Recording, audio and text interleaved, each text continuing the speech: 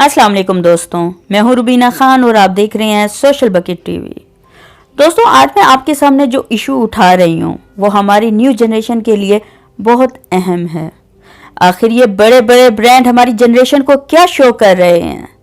पाकिस्तान के famous brand में से एक ब्रांड ज़ाहा की लेटेस्ट विंटर कलेक्शन में वो क्या तालीम दे रहे हैं।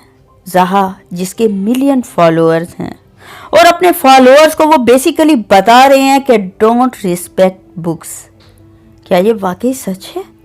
हाँ जी दोस्तों, हम उस इस्लामी मुल्क में हैं जहाँ इस्लाम ने हमें किताबों की इज्जत करना सिखाया है। क्या सीखा हमने अपने बुजुर्गों से कि किताबों को ज़मीन पे ना रखो, बेड के नीचे ना रखो, किताबों की इज्जत करो। और आज हमारे ब्रांड्स अपने फोटोशूट में बुक्स शेल्फ पे पाँव रख के फोटो बनवा रहे हैं। वो बनवा रहे हैं और फोटोग्राफर फोटो बना रहे हैं।